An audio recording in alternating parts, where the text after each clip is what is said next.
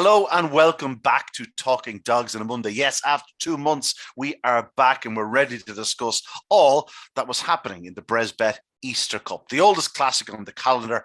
And by all accounts, we had an unbelievable entry and some tremendous opening round performances. Better to come, I'm sure you will probably agree. Tommy Lyons is back, the exile dub. Tommy, it's good to have you back. We let you out of the closet for another day or two. How have you been? How was Christmas? How was the new year? Plenty to look forward to and look back on. Yeah, it was good. It was good, and it was kind of busy enough without being absolutely manic. I think from here on in now, I think between greyhounds and horse racing, it just kind of kicks off now, and it's going to be right up until about October. I'd say it'll be manic. So looking forward to it all though, and that was a good start. Saturday night's heats had a feeling of they were very much first round heats. You know, they were what we were expecting them to be. There were a lot of dogs, really good dogs coming back. Quality is there. You know, we're not missing too many. All the quality was in it, and just a lot of the dogs were just a little bit below bubbling point, as you'd expect them to be. Like, so it was a terrific start. And as you said, I'd expect an awful lot better now over the next few weeks. Yeah, Michael Dempsey said something to me last week. Obviously the race manager at Shelbourne Park, he said something along the lines of, we had a great Gold Cup. And we did. And I remember looking at the Gold Cup going, geez, that's a really good Gold Cup. But you're still missing a lot of the big names. And he said, if you compare the entries to the Gold Cup to the Easter Cup, it's chalk and cheese. It was just different gravy. And like you said, so many of them had obviously plenty of runs, but the really big names were having their first or maybe second run back. You could see the cobwebs are still there, the rustiness, but by all accounts, it really does look like it's going to kick into gear the next couple of weeks. We'll get into the various performances from start to finish in a moment or two, but conditions were tricky, Tommy. It was very cold, it was wet, it was windy, it was just one of those nights, and you could tell by it. There was a discussion on Twitter on the evening about, I think it was one of the UK lads said something, Shelbourne Park is very much a front runner's track. Someone else said, well, I suppose that's always the case when you have 28-20 dogs or 29-40 dogs in the front. Like, how are you going to pick them up? I think that was certainly the case. But the other night, conditions sort of leveled it a little bit, and we had 3 or 4 unbelievable performances from the back. Even greyhounds that got beaten. Even just one greyhound springs to mind who got beaten but showed incredible pace. Sentimental lad. Yeah, unbelievable. Wow. I mean, he was the field was as good as tailed off going down the back, and he just emerged from the pack with ridiculous pace. Now he's still well beaten if you just want to take the form literally by reading it off the page, but God, he showed massive pace, and he can break better, obviously. Yeah, maybe a dog we've spoken of plenty of times on this before. He caught my eye a few times last year. I think he was suffering a little bit of a niggle or something towards the back end of the year. He didn't seem to be running his corners. He's after producing 2 big runs already this year. Yeah, I think he's a serious dog. He kind of, until they do it at this sort of level in this sort of competition, you kind of say, I wonder, will they or can they? And obviously, if you look back at his form, there is a little bit more early pace in it than he showed the other night. He missed completely. He was last to the bend. Probably got maybe slightly. He didn't get lucky, but he didn't get horrific trouble around the opening bend. Was able to maybe challenge for third position early in the back and just showed, where he should have been absolutely tailed off and making no impact on 2 really good dogs up front. 2 really good dogs up front. He shouldn't have been making any impact, and he was. So, I mean, as I said to you, I'd be interested to see if he can develop into a genuine contender, or is he always going to lack that little bit of early pace? Even the best of his early pace on his form at the moment isn't good enough to compete with the best of them. But if he can turn close enough, I'd be interested to see what he can do. Yeah, so, when the engine's there, you have a chance. We have a lot to get through. Of course, we are going to mention the Greyhound and Pet World Juvenile Classic as well. Tommy, whatever about the established stars, we know that there's an unbelievable group coming up behind them as well. There is an incredible amount of quality in Ireland for the last few years. There's no question about that. The fact that these dogs don't go across the pond as often as they used to is very much in our favour. And as a result, we have yet another exceptional crop of dogs to look forward to in 2022. Well, you're spot on, because we almost maybe we're spoiled a bit, but we're almost expecting this now, and we're not looking down anymore. Looking down thinking maybe 2 or 3 might pop out of this competition. There's a whole host of them that are going to spread around. I could talk as much about the dogs that were beaten the other night in Tralee as I could about the exceptional winners. It's just one of those competitions. And we'll touch on it later on, but I think I saw the most professional display of rating by any greyhound, never mind the dog having making its debut. It was just insane. So Yeah, we get on to that. Rumors has it he actually has been sold across the water. So we will. I haven't confirmed those rumors, but just keep that one in mind. Right, let's get into the Easter Cup, Tommy, because again, so many big names, so many great performances, a couple of disappointing aspects to the night. A sad injury to Jacob Tashadalek, good Cody withdrawn at the very last minute. But we'll kick off with the opening heat. We'll race through them and then come back on points if we need be. Part Blake was one of my choices outright. I don't know whether he looked like he badly needed the run. He was scratchy on his corners. Maybe it's just a case of there's still a bit of creakiness there, a bit of rustiness, but in contrast, Night Tornado looked right up for us, showed good early speed to clear Part Blake into the corner, went on about it. Here was the dog that was in the wilderness for those few months at the start of 2021, even into late summer. But then all of a sudden, bang, we see the real Night Tornado, the dog we saw as a youngster. Fine display. Swords Maestro ran on very well into second spot. Part Blake again, just back in third. There's so much better to come from him. Yeah, there's a few things about this race. This is one of the races where a dog who had been kept on the go showed that he had been kept on the go. And that's clearly very clever by Graham Holland, because I don't expect him to be a Derby dog by the end of this year or when it comes to the time, right? But as you said, he was a dog that was in the wilderness for a while. Graham has got him back into top form. And when he's there, you can't just stop and start him. You might as well keep going with him. And he's been running superbly. I mean, that was another exceptionally good run, because he had the competition of Part Blake going to the first bend. He kind of had that little bit of extra, maybe got 3 parts of length out and going into the bend. Did he force Part Blake to check? Was Part Blake checking anyway? I'm not really sure. Part Blake is a dog, obviously, we talked about at length during the leisure. Seriously fast dog, but we haven't seen it since that big run. Maybe the week after, he kind of showed it. His run at the Winter Racing Festival in defeat was stunning. Yeah, I just think what he is, he's a bit below it. He was a bit below it the other night. Your commentary, people say you're a good commentator. I suppose yeah. You're okay. Choking. Begin as you mean to continue, Lyons. Begin as you mean to continue. No. In fairness to you, like I think you said in comedy, which is excellent, because you've only got 30 seconds to do it and to spot it. You said he's kind of lacking fluency. I think and that's sticking in my head. Is that what you said about him? I'm pretty sure that's what you I think said so. It wasn't fluent. Yeah. It definitely wasn't fluent. Yeah, you said something like that. He was lacking fluency, and that's what it was with Part Blake. I thought at one point down the back he was just about to take off and do what he had done in Limerick. And even as you say in the winter race, it looked for all accounts that he was changing a leg or something. Yeah, he just wasn't himself. Like, would you ask me, do I think he's a week away from producing his best? No, he's definitely more than a week away. Yeah, no, he's not. I'm not expecting this fireworks Saturday night, and maybe not the following Saturday night, and maybe not this competition. I don't know, but he's still a dog.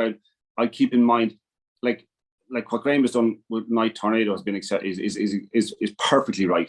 And I think what he'll do with Part Blake will be right. He'll mind him too and work towards getting it back to what we saw in Limerick and what we saw in the Winter Racing Festival. He'll work towards getting him back to that. And there's no rush. What's the rush? Yeah. Okay, it would be fantastic to win. This is worth a fortune. The Easter Cup. It's a brilliant classic in every single year. So it would be great to win it. But I think with him, I'd be playing the longer game. Yeah, no, I tend to agree. Graham had a 1-2-3, of course. Swords Maestro on a big race in defeat, running on strongly. He doesn't want to be in 1. I know why they put an inside seed in him. He wants to be in trap 3. That's where he wants to be, and that's why you put an inside in him.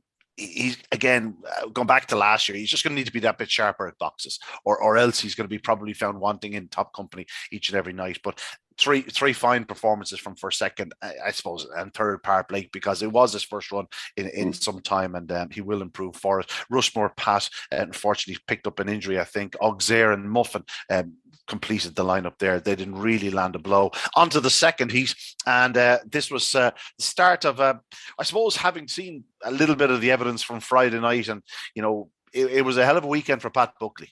He has a nice group of dogs. Scarty Yank, he thinks the world of this fellow. Deadly Diego set a strong gallop. Won Sweep the Yard, came to challenge into the third bend, couldn't get through. Scarty Yank came around the outside, showed plenty of pace, got to the front. You think he's going to go on 2 or 3 lengths, but we know Sweep the Yard. He's one of those greyhounds. He's never beaten all that far. He does stay on very strongly.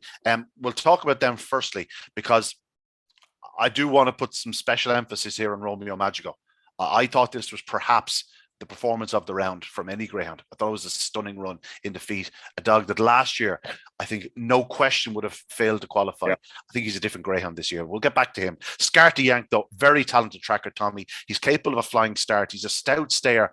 I've often felt that he lacked that yard, perhaps into the corner, a little bit of tactical speed, but Pat is adamant that this is a proper greyhound, and, you know, it's a very good start to his year. Well, there was three aspects to the race. He missed a kick, a section was slow, 3:55 or something like that. Had to track cleverly at the first bend, had to bide his time, had to show pace to go around the outside, and then when Sweep the Yard comes through along the inside, who is a strong staying dog, maybe not the most resolute in the world, but like you still have to beat him when he's there neck and neck with you turning off the final bend, and he is. And we're not slagging the dog. He is 63 before the other night. Actually, he now is 64. First three finishes out of 83 races. You know, that's pretty incredible. Yeah, you're pretty much picking up money every time he runs. He's just that type of dog. He's seriously fast. He's gone to the latter end of a pile of classics. I mean, that's just the type of dog he is. He always has that ability. So if you see the two of them turning for home, maybe we don't expect him to be turning for home when he share the lead. And if he is, you're thinking he's definitely not going to be beaten too far. Scarty Yank, first run back, I think it was a big run. Yeah, I think so, and I think there's better to come from. Actually, it was the start of a litter double, because it was his litter brother that won the final. He Cum Leo. We'll get to him a little bit later on. So that's Sweep the Yard and Scarty Yank covered. Romeo Magico. He went. He missed. He took a half stumble. He found himself in traffic. We know he's big down the back straight, Tommy, but last year he would have faded home from that third bend. His run the previous week was evidence that this is a greyhound that really seems to have found himself. Graham had described him last year as excitable.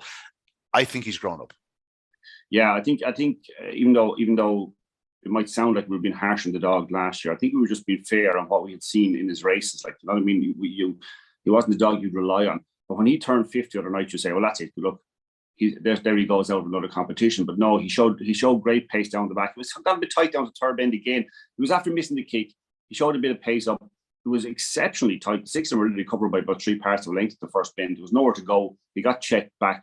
And even off the last bend, you'd say with the 6-dog guy challenge on the outside, you think that he wasn't going to qualify. So, he's not going to be back in 5th place most nights in any company. That's just not him. He's far too fast for that. So, like that, I think he ran one of his best races today. Yeah, no question. He can go a long, long way in this Easter Cup. I still think that I like him, and you wanted to give me a lot of convincing now to think that he's going to win it now or anything like that. But yeah. And so into Heat 3, Tommy. We were speaking of a couple of classic contenders. Here's a classic winner winning Heat 3, one time only. He was a dog that had limited enough experience around Shelbourne Park. He'd run so well behind Romeo Magico 7 days earlier, finishing in front of Susie Sapphire. Lost a little bit of ground on the opening corner on that occasion in 28:42. But the other night, we saw what he's about. Fast Away always led. Looked a comfortable winner. Only a length in the end, 29:85. I thought it was a hugely encouraging run by Jack's Little Thing in second. He had faded so badly the previous week, and he just looked like a dog that was probably a minimum of 2 runs off his best, or two not off his best, but 2 runs off getting back to some sort of full fitness. I thought it was a big run by Jack's Little Thing in defeat, and back in third, 5 Sentimental Lad, who we've already touched upon. Massive run from him. He was upwards of a dozen lengths behind at one point, and he's beaten a length in 5. It was a big run from him, but one time only. Professional as you like, the Laurels champion, Tommy. So we know he has the early speed. He's won over 550 around Limerick. Now he's won over 550 at Shelbourne Park, and 29:85 on that track. Certainly nothing to be sniffed at. A very impressive run. Yeah, and it wasn't unexpected. Like you said, in the run the previous week, I'd argue, and this isn't trying to run down the Laurels in any way, shape, or form. I'd argue that his run the previous week was as good as I'd seen from him. I thought it was exceptionally good. I thought, whoa, this is a different dog even than last year. He's continued to improve. He was brilliant tonight at the Laurels final. He flew out of trap 1. He was a dog that improved through the Laurels, actually. Oh yeah, you know what I mean? Yeah. No, he had. Anybody you talked to in Curraheen Park seemed to know that he'd been doing big trials down there, and he was expected to make an impact in the Laurels. Early rounds, you wouldn't have seen it really. The night he got beaten by Lynchy Boy, you would have said he had every chance in this sort of stuff. So he he kind of took off towards the end of it, which is what you want with any dog. It's about qualifying through the early stages. When it comes down to brass tacks, Tommy, he's going to be a front runner. That's the type of dog he is. Away and gone. And particularly over 550, he has to be. He has to be, because it is that extra 25 yards. That said, I thought, like you said a minute ago, that it's the same thing as in my head when I was watching the heat. That he was comfortable in the end. He was comfortable. I thought he was pretty much well on top. I know it's a length and you've got a Derby finalist in second place, but I thought he was well on top. I thought it was like, I don't know, how far he'd go in terms of continuing to improve, because he doesn't have to go too far to be the very, very top of the tree. Well, it was rated 30 slow. That's 29.55. But as always with these ratings, that's a conservative 30. You could easily be 40, 45. So he's doing it close to a 29.40 run, let's say. In any man's book, that's a hell of a run. And as you said, Ian, the track was testing. So for I know there's always an advantage being out in front, but like, it was testing for a dog that you wouldn't say was an out and out 550 dog with the pace he showed in the Laurels and Curraheen Park. So I thought. Again. Do you not think he could be an out and out 550-yard dog at Shelbourne Park, though? The more emphasis on speed these days, it's probably his ideal trip now. It's in summertime, Shelbourne Park, it probably is. Yeah, in the Derby time when the track is on fire and getting out in front is absolutely and utterly key. Like, you know what I mean? I think it is. But I'd have even more time from now than I did have at the end of last year. That's what I would say. I think that's probably the best way to say it. I think he started the year exceptionally well. Jack's little thing, like you said, the two previous runs, or particularly last week's run, you'd say, he's a month away. Yeah, you say wait and see, and what I'd have in my mind is I'd let him beat me. In other words, I'd fancy something or maybe back something in the heat against him before I back him, if you know what I mean. I'd let him beat me. And let him prove he's back to where he was, rather than guess when he's going to get there. I don't know what to make of the run the other night. He's an exceptionally fast dog. It's obviously his 29.10, is it, or something? Yeah, 29.10 is card. Yeah, 29.10 in his card. Like, he's exceptionally fast. So this was an encouraging step back. And pretty much a testing track, because, as you said, he faded away badly the previous week. He stuck at it the other night without ever looking like he was going to get past the winner, but it was still a big step up in the previous week. So maybe we'll get the big step up next week. Yeah.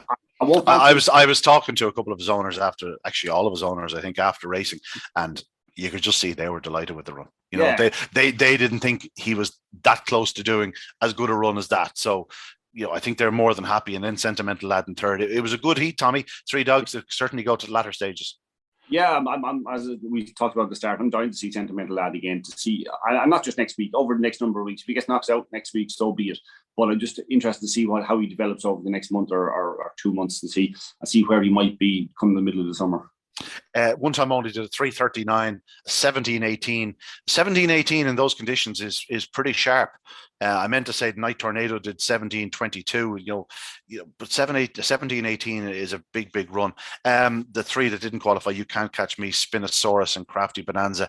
They really were up against it unless they produced something like their best. I was expecting Spinosaurus to get involved. It just didn't happen for him. But I think he'd shown enough promise the previous week to suggest that he's going to be the dog that we thought he could turn into last year. I wouldn't be giving up on him just yet.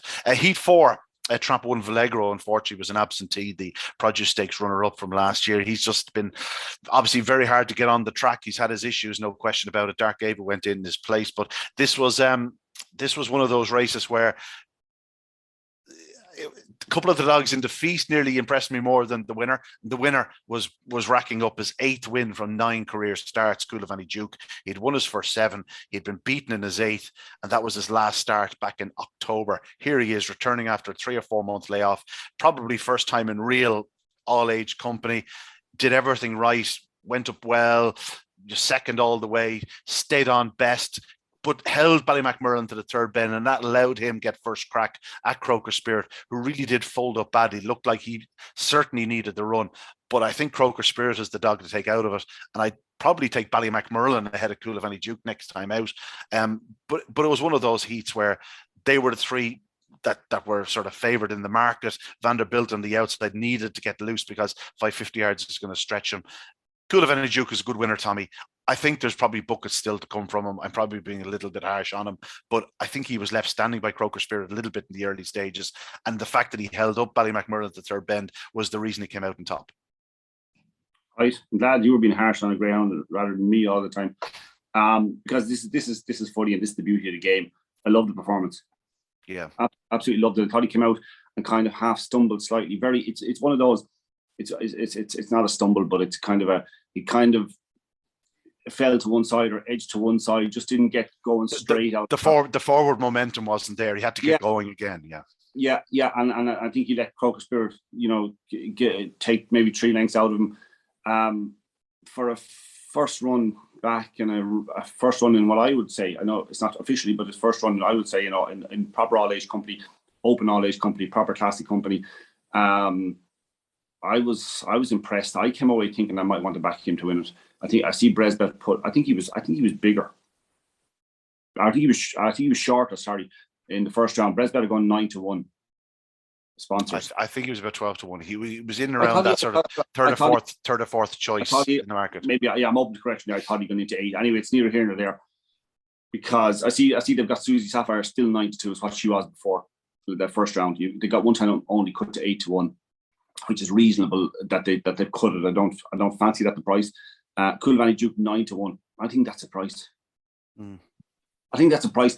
It's a dog I was expecting. It's a dog I'd expect a lot more out of. And I'm not necessarily saying he's going to show his very best next week, but I'd be thinking a couple of weeks' time he will. I was encouraged by the fact that he could be led, he could track cleverly enough to go around the dog on the bend, on the last 2 bends, and actually go around the dog. I know you're saying Kroger Spirit tied up, but he still tracked around him and kind of had him covered on the bends and ran on to beat a Ledger winner, Ballymacmurlin, who. Well, when you consider Coolavani Duke has probably been behind greyhounds once in his career. Yeah, you know what I mean. He's still very raw in terms of overall hardened experience. It was a big run. He's a September 19, and he has got 9 starts in his card. But from a learning the game the hard way, it hasn't really. It's all come a bit too easy for him at times. Do you know what I mean? But this was lovely because there was no crowding in it really. Not for him anyway. Sorry.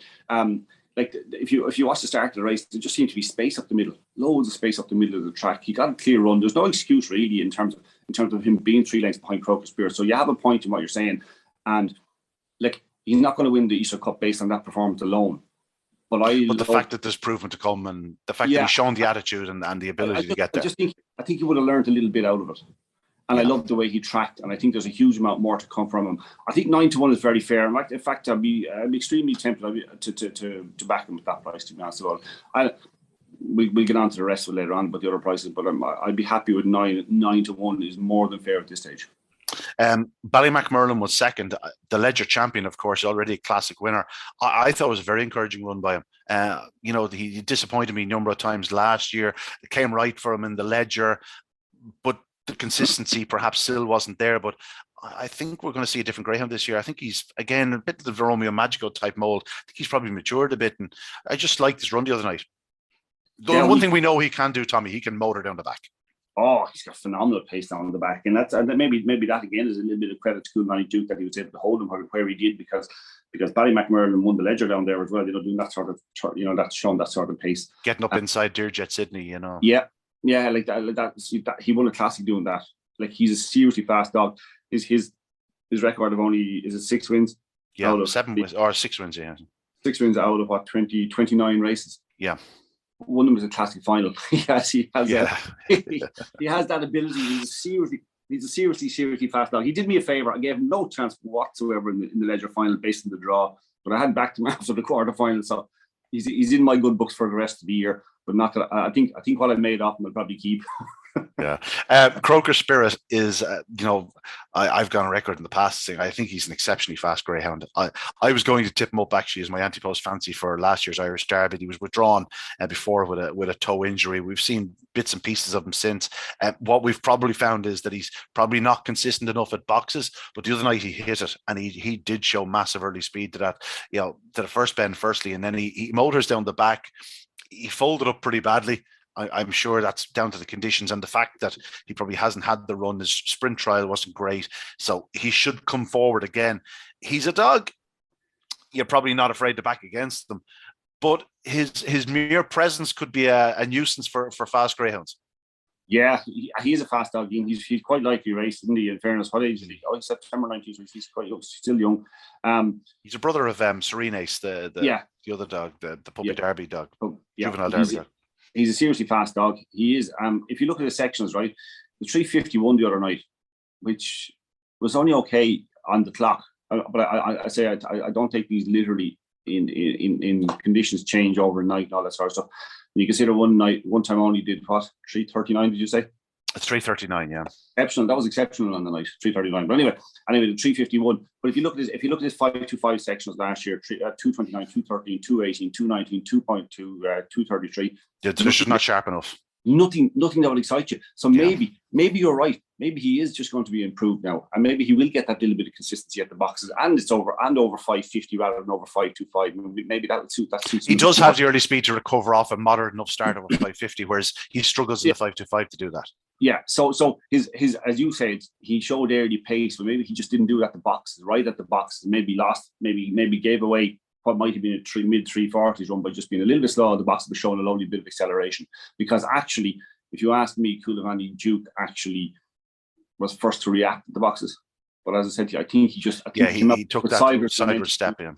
Yeah, that'd be. I love the fact that we have a completely different opinion on the race, or not completely different, but somewhat, because I tend to agree with you in all you're saying with Coulivan Duke. But just to me, the dogs I'd be taking out of it were the dogs behind him. Yeah. Now that said, he could be as open to more improvement than them in terms of the rustiness and the fact that he's been off the track for 4 months.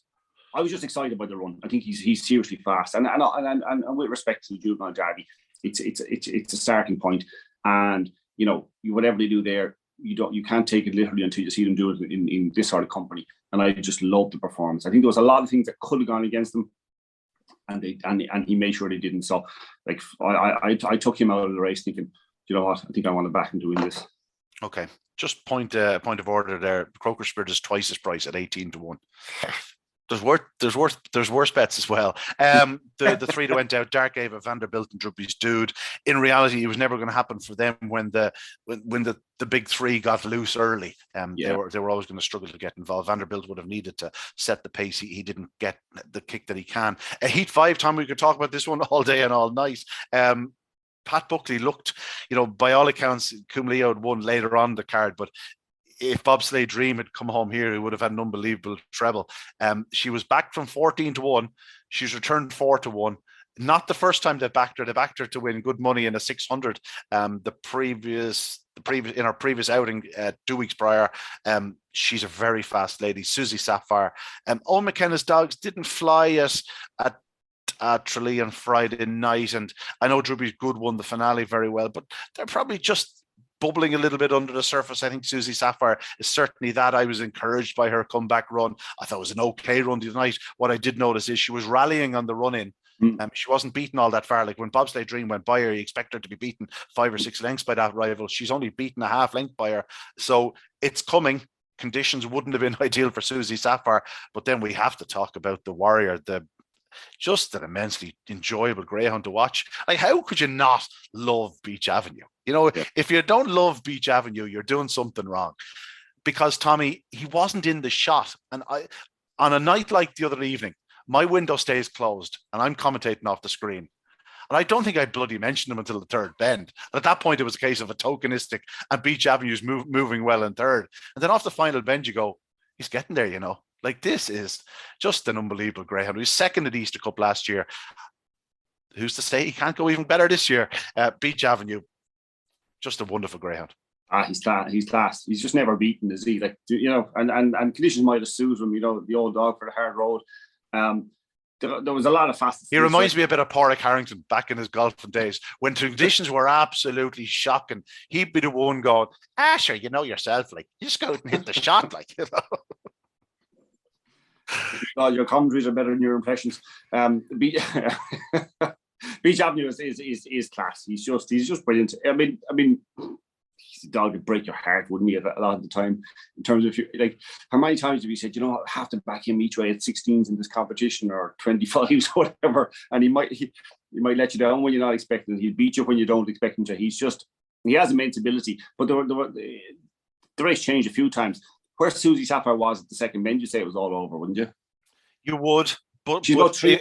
it was pretty evident early in the back straight that she just wasn't getting away from the other one, and the other one was starting to move. It went from, oh, I think she's a certainty to oh, she's in trouble within strides. I mean, it happened like that. Like it really did. It really did. Because I went thinking, oh, this is going to be a smashing performance. Oh, she's in trouble. And Bobsleigh Dream, as you said, won over further than the previous run, and so it's probably a huge performance from both the winner and the third to finish where they did. Beach Avenue to get by Bobsleigh Dream, because I know he's got staying form at the very, very, very top level. And so Bobsleigh Dream maybe is building towards that. But to come by her, and come by Bobsleigh Dream, it was seriously a serious performance. But like you said, Susie Sapphire was battling against the line. I like that. Yeah. I like that. Now, you would have a tiny concern, maybe not for her because she had a run last week, but with some of them that the conditions were tough, and if it was the first run back with some of them, that it might leave a mark because conditions were very tough. I think that's a very pertinent point. I think the previous week will really stand to her because there's a bit more, there's a different level of fitness there compared to if it had been her first run back. You'd be fearing that she'd take a step backwards this week. Yeah, that was in my head watching good night going, God, obviously conditions were never going to be conducive to fast times. They just weren't with weather we've had for the last week or two. But I think the fact that she had the previous run is a huge help to her, because I wouldn't like that especially for a brilliant early pacer, I wouldn't like that to have been her first run, because in fairness to her, she gave everything, even in the finish. So she's the beauty of this is, right, she had the advantage of a run. So she was entitled to step up and get closer to her best. Okay, we wouldn't expect her to be at her best. But for Bobsleigh Dream, the connections must be hugely encouraged by that effort. I mean, the pace she showed down the back. And then you would think she would kick away, but Beach Avenue, you've got a ridiculous stayer coming behind you. I don't know if Pat is watching this, and I hope he doesn't mind me sharing, but he had a few quid on the treble. I'd say he couldn't handle his coffee halfway home now. I'd say it was going to come back up. Oh, that's just heartbreaking. You think you've done all the hard work into the third bench. She's gone to the front, and you've Cum Leo to finish off the treble. I'd say that's the sickener. What we'll be looking for next week, it is a signal. What we'll be looking for next week is to see how Susie Sapphire goes down the back and how Bobsleigh Dream goes down the back. Yeah. I'd love to see both of those sections next week and see where they both are relative to this week. Do they both take the one thing we know about Susie Sapphire is she's won 3 major competitions: Puppy Oaks, and Derby, and she's improved through each of them, and she's produced her very best in the final. And I think it's safe to say if she's going to win the Easter Cup, that's going to be a case again. Oh yeah, it definitely is. And you know what? She got such exceptional early pace. I'm not sure I see anything in the competition that'll match her really. And this is what I was going to say too about the prices. And it's a bit boring, but I think she's reasonable at 92 as well.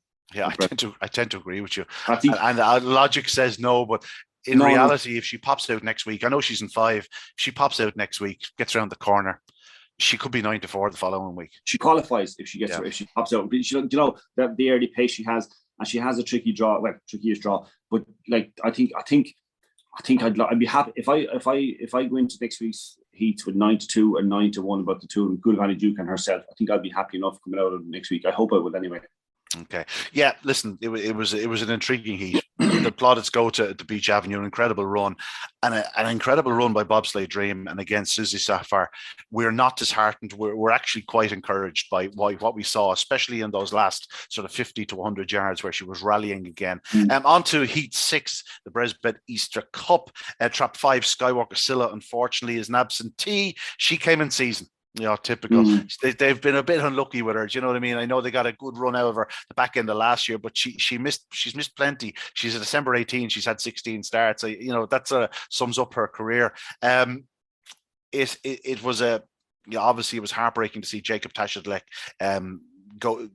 lose his action off the second bend. He did break a hock. The word is that it's a lovely, clean break. He was well dealt with. Con Guiney rang me yesterday morning, just wanted to put out there that he was so thankful for everyone at Shelbourne Park. He said the vet was wonderful. She did an unbelievable job, made the dog really comfortable. And it wasn't just that, it was the aftercare. She said, now, this is the injury. The best person to go to at this point is here, ring that number, get it done, get down there as quick as you can. They'll look after it. And Con said the dog was in Cork by 1:30 down with Shane Gearan. He's to be operated on there tomorrow. And he says, I expect him to make a full recovery. Listen, he said, we're not worried about getting him back to the track or not, he says, but he's going to have a healthy retirement, and that's the main thing. And he said, given his temperament and his pedigree and his absolute ability, he said, we'll definitely give him a chance with a few bitches and see if he throws something. He's a son of Droopy Sydney. Nina Tashadelic is exceptionally well bred herself, the dam. So I look forward to seeing his pups in the future. It was just sad to see it because the race was won in 30 seconds, Tommy. He's after going to the front. He's after clearing the field. He's doing a 29.60 run, and all of a sudden we're probably looking at the fastest dog in the opening round. As it happens, injury strikes, and he doesn't get involved, and we don't get to see what he was doing. But I think he was doing the 29.60 run. Oh, I think that's fair. He to be fair to him, he was coming back to the sort of form that he had shown in the early rounds of the Derby. He was 5 in a row going into the other night. He was going to make it 6. He was probably going to do the fastest. We don't know, because he is a powerful dog. So you'd imagine that from where he was. I think 29.78 was the minimum he could have done. No, I you know what I mean? Barry fell into a hole tired. I think so too. Yeah. The main thing is that he's okay. He'll be fine. It's an injury, which we don't like to see, obviously. But as long as he's fine, I don't care if we ever see him on a track again. That's not important. Once he's fine now, and he will, and if we see his progeny down through the years, I'm sure they'll be fairly smart as well. But he was a dog that was just beginning to really put consistency to his ability. I was speaking to Con yesterday morning, and I compared him to, God bless us, Tommy, we're old enough to remember him, Farlow Melody. He was a really good dog in his first year. He was a really good dog at the start of his second year, but the more racing he got, the better he got. And that's the way Jacob Tashadelic was shaping. Yeah. Like, he was shaping like a dog that could easily have turned into a serious Derby contender at the back end of this year, over 3 years of age. But just that's the progress he was making. He was looking so much more consistent. He wasn't a million miles away from it last year, so all he had to do was put a bit of consistency together and show that level of form week in, week out, and he was beginning to do that. He was on his way to a 6-timer. It's a shame, but look, he'll be all right, and he got the care that he needed, which is the most important thing, and he'll be fine. So, sadly, he didn't play a part in the proceedings. Ballymac Fairwood then found himself in front. He again was another dog that looked like he badly needed the run, led into that third bend, and then just started to fold a little bit. Fast Fit Paddy got up his inside, and Price's Jet tried to arrive between runners, was forced to check. But Fast Fit Paddy, when you give him the opportunity to get to the front and get in front, you're not going to pick him up. He's just one of those greyhounds. When the chance arises, he generally takes it. Yeah, he's a dog you always kind of respect, or maybe fear, because he's out Saturday night, every Saturday night, and no matter what the race is there, and he's always a danger. He has terrific form all the way through his career. Yeah, look, it was an unfortunate race. Probably, maybe Lee said best, But just mentioned there, Paul Harrig is a joint owner with John Quinn. Paul obviously is a joint owner of One Time Only as well, so a good double for him. Declan McDonough, he makes that journey up to Shelbourne Park regularly. He's had plenty of winners. Fast Fit Paddy is still there. Ballymac Fairwood was second. An encouraging run from him. I think there's far better to come from him. I think he's looking forward to seeing this dog this year. Again, the consistency maybe is the issue last year. I like, Ballymac Merlin, the Romeo Magicos of this world. I think he could be very much a second season greyhound, even though he was disputing favouritism in both the English Derby final and the Laurels final. It's strange to say there's still better to come from him. And listen, Price's Jet again showed that he has plenty of pace and ability. He's an August 18. Be 4 years of age in August, but I thought it was an okay run in defeat.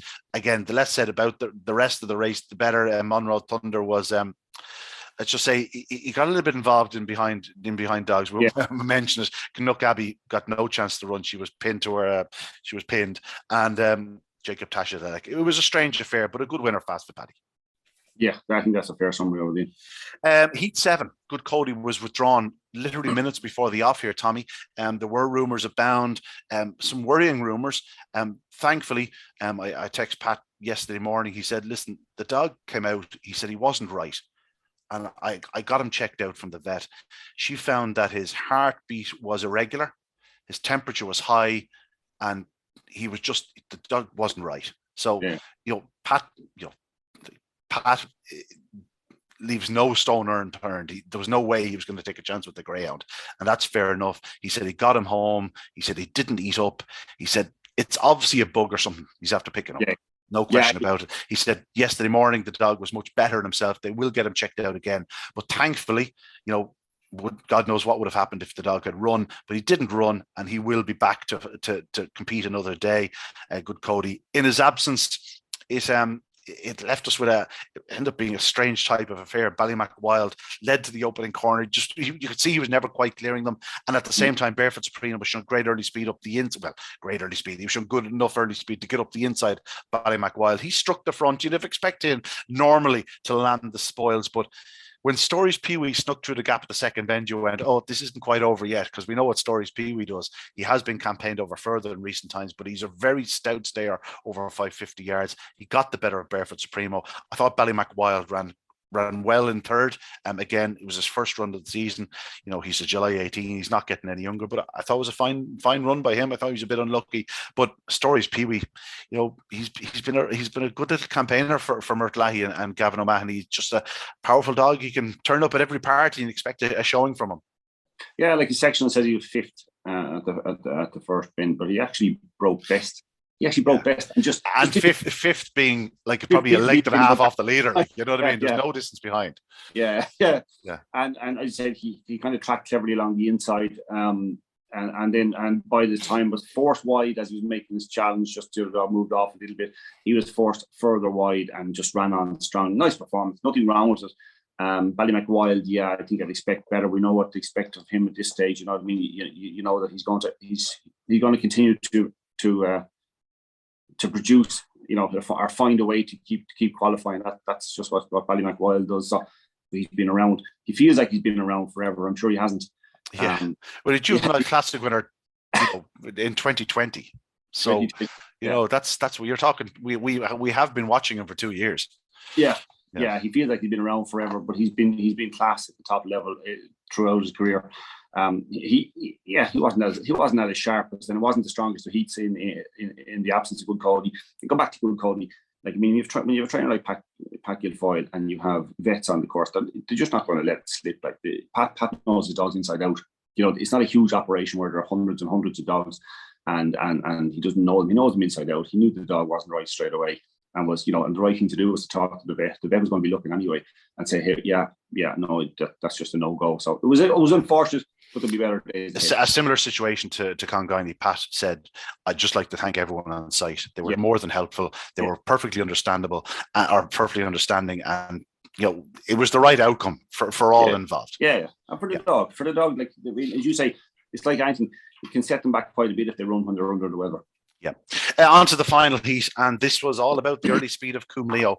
Bang, away and gone, 29.78. I don't want to take away from the performance, but I'm just thinking perhaps the track was just getting that little bit sharper as the evening went on, plated every race and whatnot, because if you had said to me, pick the dog that's going to go fast in those conditions on the night, I think Coombe Leo, of the 48 greyhounds, he would have been about number 15 probably number 20 on my list. But as it was a superb display. He didn't take an absolute flyer, but he got racing immediately, moved to the middle of the track, but comfortably led into the opening corner. Bacchus Vieira, who I really like as a greyhound, went up second, seemed to check a little bit on that corner, allowed Milridge Dolly up his inside. He rallied, despite his inexperience, to come back for second spot. I think there's far better to come from him. I think he's an exciting tracker. But Coombe Leo was just, on this occasion, just away and gone. It was pretty professional and very deserving. Yeah, like Bacchus Vieira was funny because when you're watching the race, right? If you watched it and you didn't, if you just look at the race and you didn't know the 6 dogs that were in it, you watched it and you'd say, well, that dog in second hasn't been around here before. Just seemed to be looking everywhere, weren't they? And it's only his third race. I know he's in October 19, but it's only his third race, and you could see that from him. Yeah, you could see the green that's coming off him right throughout. But he's got buckets of ability. Look at his trial. Look at his trials. Look at his 2 runs last year, 28.17. Like he's seriously fast. Like you'd be. I know I can be tough on them at times, but I'm generally thinking from the punting point of view when I'm on here, that trying to point people in what I think is the right direction. It's not usually. But I just trying to just like I can be harsh on him, but like he'd be very hard, tougher than I would normally be if you didn't forgive that dog that run. That I would forgive it. It's finished second, being 3.5 legs, the fastest time of the first round of the Easter Cup. But you know what I mean? Like, it just left the impression that there was like the raw ability to be a lot faster. So like you said, they took 30 spots off. So 29.48, the winner with the 30 spots off. Cum Leo. This is where I had the small bit of an issue of trying to process it in my own head. Cum Leo looked very strong the other night. Yeah. Do you know what I mean? He's obviously a different dog when he is in the bunny, and most dogs are. Yeah. But when he is allowed to dictate, the 28-29 to Limerick the previous week also suggested that, there's, and then again, like these dogs, like he's a June 19, but there was still, probably a little bit of room for improvement and strengthening up. And by all accounts, that seems to be what he's done. Yeah. Yeah. I say like the run the previous week, he had been kept busy, so he would have been fit. He ran twice in January. I'm just looking here now, twice in January. That was his third run in February. So he has been fit and well. But I just can't crab the performance at all. And he is, because of his early pace, he's dangerous in any heat of this competition. Yeah, no question about it. He is a dog that can advance, and Pat is superb at bringing them through his dogs through competition. So.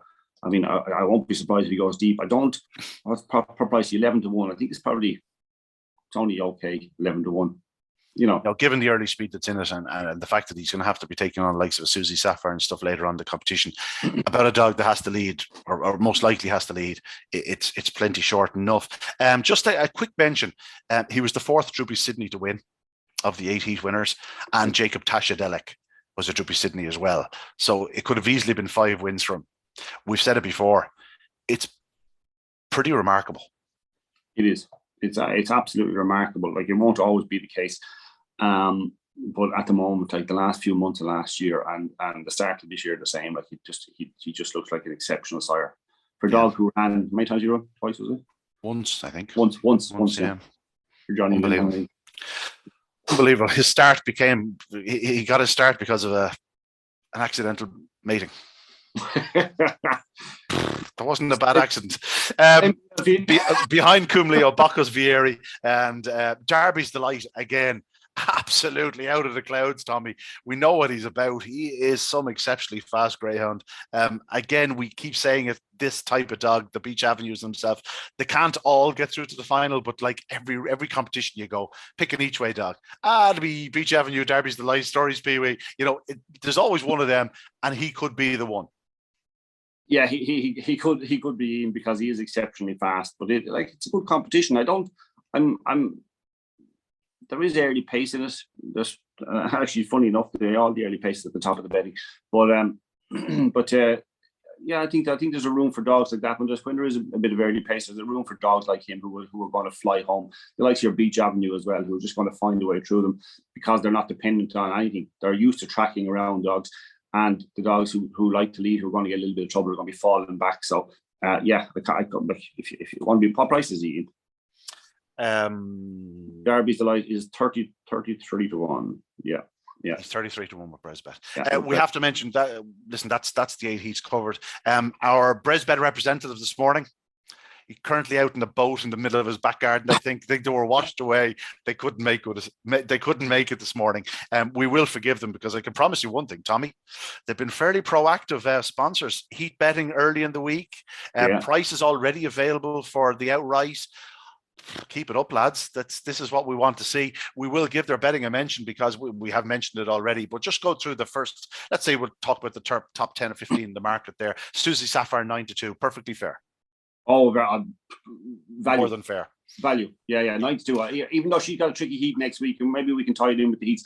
She got a tricky heat next week, but I think she, like you, her early pace will be enough to qualify, even if she gets beaten in it.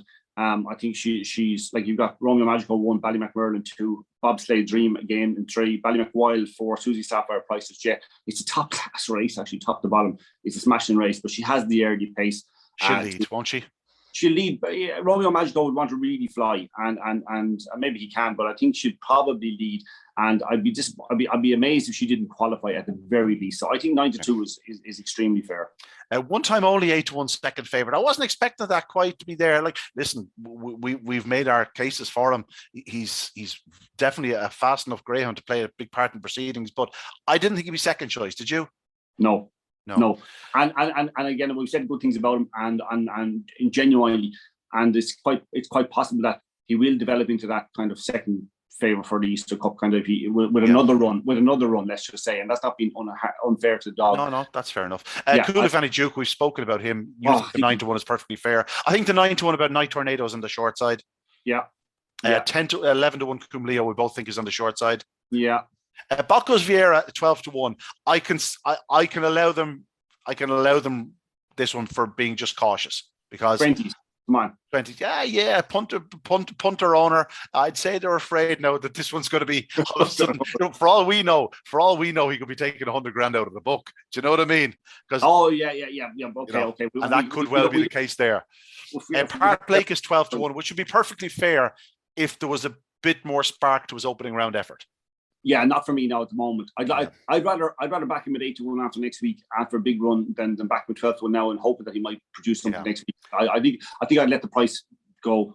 I think the next dog in at 12-1 is I'd be tempted now. Romeo Magico at 12-1. I think he's a nice draw the next night. Only Susie Sapphire really to challenge him early. I think he'll qualify. I think we were seeing a better dog this year than we saw last year. He looks so promising early in his career, but again, I think the penny's dropped. I think the 12-1 is fine.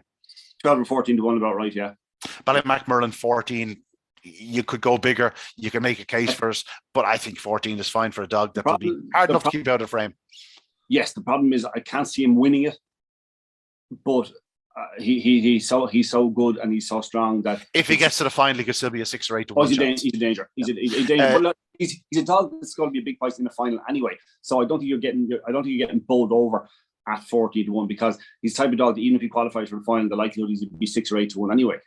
Yeah, given the view, depending on your view, the next dog could be a big price, 14-1. Jack's Little Thing. If you think he's going to come on a site again for next week, fair enough. I think 14-1 at the moment is probably a little bit in the short side. 14-1 is a kind of we're not really sure what we're going to get next week from their point of view. I think I again another one I'd be happy to let it go for the moment and miss the price. It wouldn't worry me missing the price. Not for me at the price at the moment. Let him prove it. 16-1 Scarty Yankin Sentimental Lad, 18-1 Ballymac Wild, Beach Avenue, Kroger Spirit, Swords Meister. Anything there jumping out at you? No, short. If anything, Swords Meister was a nice dog, but like I think 18's is short. Kroger Spirit won't be leading in a lot of company. I think 18-1 is short enough. Beach Avenue, again, you're probably playing for each way places, but like he's kind of a fun. He's a fun bet. If there's such a thing, in the sense that you'd expect him to keep qualifying, and if he got to the final, then you're on each way at 18s, and it's okay. It's not bowling me over, but I think of those that you call out there and those prices, he'd be the one I'd be backing each way. We'll quickly just talk about. We'll just give our sort of very quick opinion on each of the heats. Tommy, the opening quarter final: Romeo Magico, Ballymac Merlin, Bobsleigh Dream, Ballymac Wild, Susie Sapphire, Prices Jet. You're looking at Romeo and Susie. Perhaps Susie leading up Romeo Magico. I know he led her the previous week, but he took an absolute flyer. That's generally not his running. He's good early speed. Susie Sapphire though will be sharper for it. You'd expect her to go around in front with Romeo Magico, and then it could be a fair battle for third. Ballymac Merlin is probably in the right position, but Bobsleigh Dream has shown plenty of pace. Ballymac Wild will need to come on for his run. We know how strong he is though, and Prices Jet to the outside can always run a big race. But are we looking at Susie Sapphire, Romeo Magico, and another? Probably. I'm not quite as convinced by Romeo Magico as you are, in the sense that if Susie Sapphire happened to lead him at the bend, even like the likelihood is not going to be a huge amount between them going into the term, especially when she's going to be edging across. So he could lose half length if she happened to cut across, and which you'd anticipate that they will be quite tight. I'm just hoping she does get across, especially if I take the 9-2 between now and the weekend. but it's a fascinating race after that. I'm dying to see what Bobsleigh Dream does next week. Okay. Second heat, Stories, Pee Wee, Kroger Spirit, Coolivany Duke, Fast Fit Paddy's, Derby's Light and Beach Avenue. I'm saying that you're going to go for Coolivany Duke. I think this is a beautiful draw. I mean, Kroger Spirit can break and do a break again, but Coolavani Duke shouldn't have any concern from Fasted Paddy, shouldn't have any concern from Stories, Pee Wee, Derby's Delight, Beach Avenue. Like, at worst case scenario, you would think, obviously, a worst case scenario, you could stumble and you're sixth at the bend, but like, you think in reading form, the worst case closer second. He's a closer second to Kroger Spirit than he was last week, with a potential that he could out-trap Kroger Spirit, who's not consistent at boxes. And lead all. And lead all. And if Kroger Spirit doesn't take a flyer, Stories Pee Wee probably doesn't want to be in one. There's a chance that the inside duo could kick or clip, and Coolavani Duke could find himself in front, and then it's a 29-60 run on the bunny. This is another. Your 9-1 is. Yeah, that's what this is another part of why the 9-1 I think is good value, because I think it's a superb draw. I mean, like, can he be out of the first two?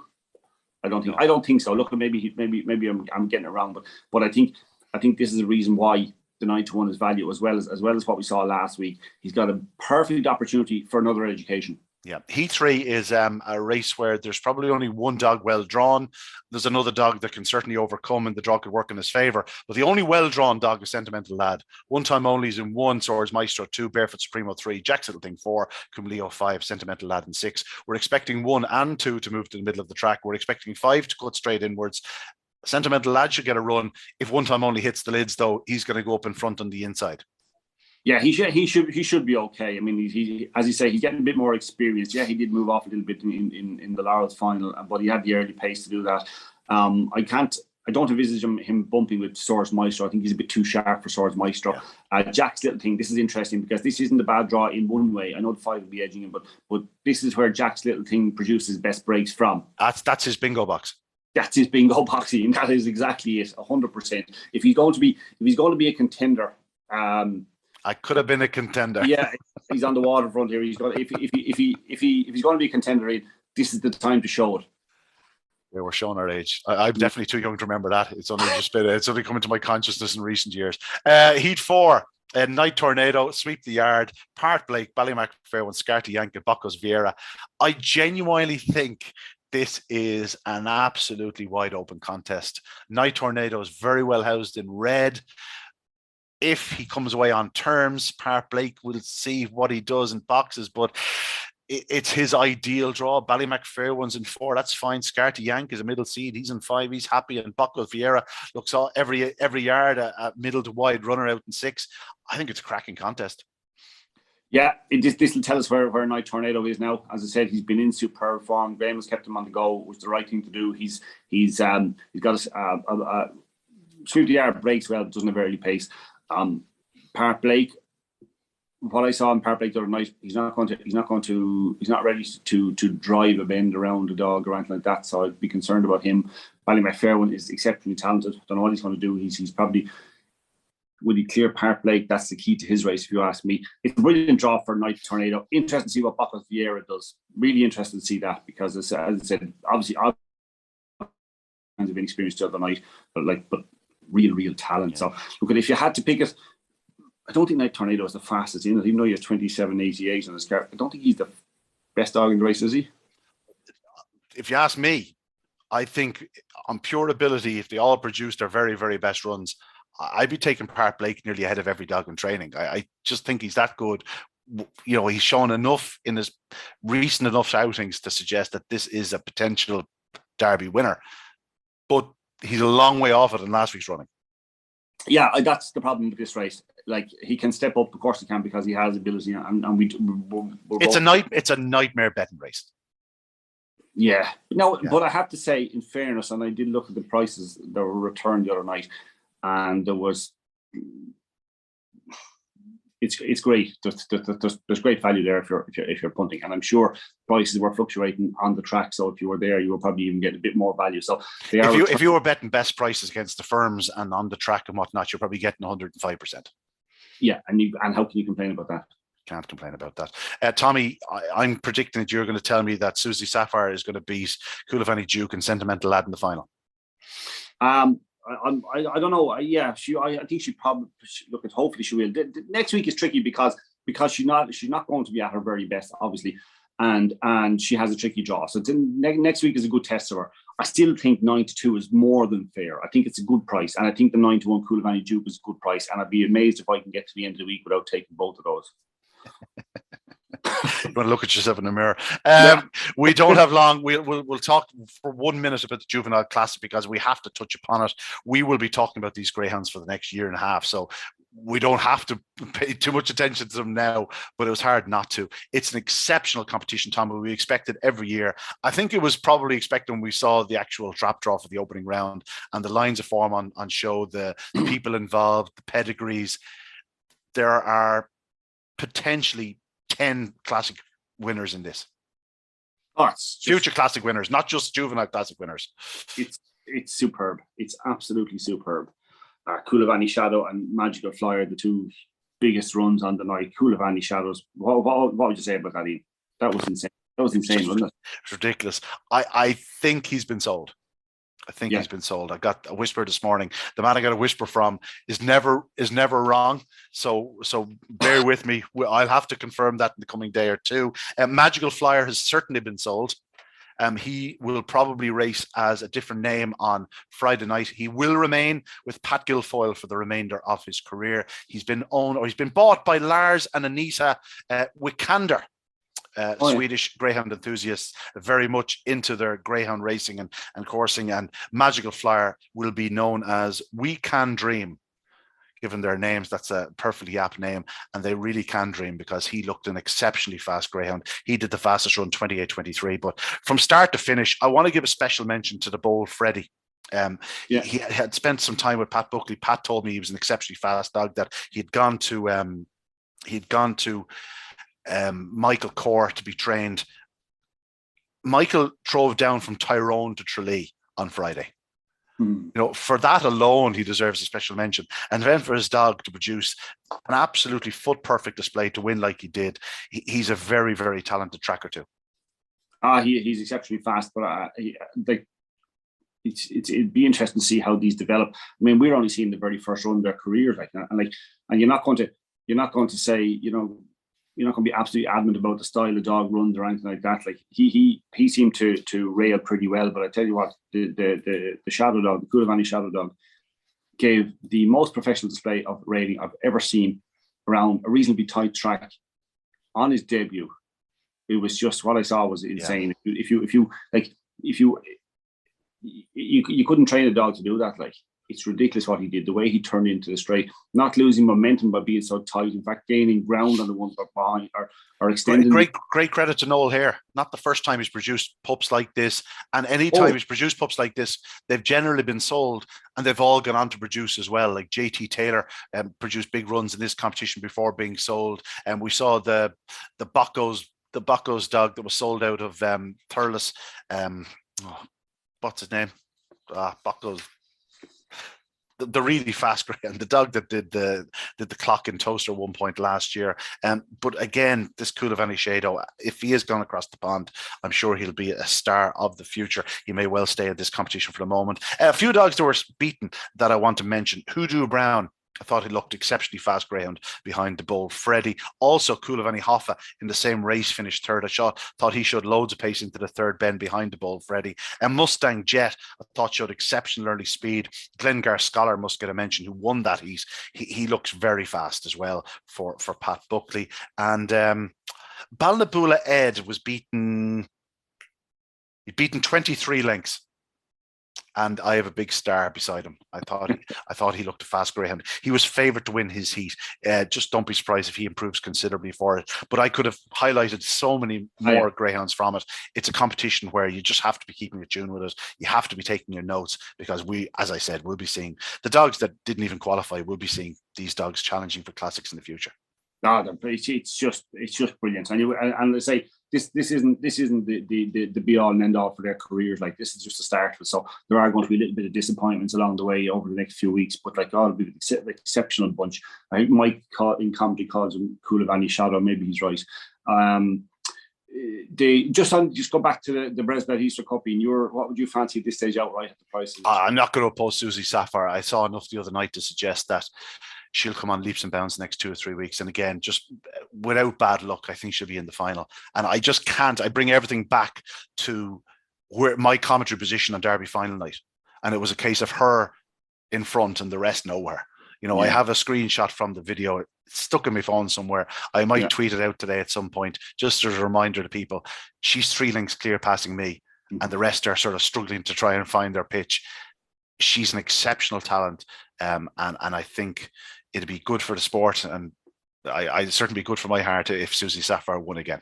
Would you ever have seen anything like this in your lifetime if she was to win the 3 competitions last year and to start the year by winning the Easter Cup? It's pretty much unheard of, Tommy. She's second youngest Derby winner of all time. She's a November 19 whelp. She's had 2 races in all age company. Think about it that way. When I say all age company, sorry, she's a lot of races in all age company. She's won a Derby and an Oaks, for God's sake. She's had 2 races outside of her puppy status. Yeah. She's been beaten in both, but I think we've seen enough from her to suggest that she's going to be every bit as good this year as she was last year, with the potential of being a little bit stronger. Whether that affects her early speed, I don't know. But she showed plenty the other night. I was just going to say that. I don't want things to change. Quite happy with how good she was last year. That'll do again. Yeah. No, I think she's good for the sport. And I think whenever she starts to show her very best form again, that I think she'll attract people to the track. And that's what we need at this moment of time, Tommy. It's all well and good having these brilliant trackers. We need people back on track. And I'd encourage anybody that can get to the track, encourage your friends, your family, come back. Have a great night out at the Dogs, because there's nothing like it. Yeah, and make your own opinion on the sport. It's brilliant. Very much so. Tommy, pleasure as always. We have a lot to look forward to in the BresBet Easter Cup. We'll have more time to talk about the Greyhound and Juvenile, Greyhound and Pet World Juvenile Classic next week, because 2 competitions certainly worth a mention. We didn't even mention the likes of Sing Along Sally in the Champion Bitch Stake, who has, by all accounts, taken off where she left off last year. Tommy, she's, again, another one of the star performers for the females. Yeah, they were just ridiculously good last year, and quite possibly they will be here this year. And we might have a few more to add to that list. Yeah, no question, because from what I hear, there's quite a few been lined up for Newbridge, the unraced stake. We'll be talking about that again in the near future. But that's it for Talking Dogs on this Monday. We could have made this Talking Dogs Monday, Tuesday, Wednesday with that much to talk about. But I'll tell you what, we'll save some of our best stuff for next week. Best of luck. We'll see you next time.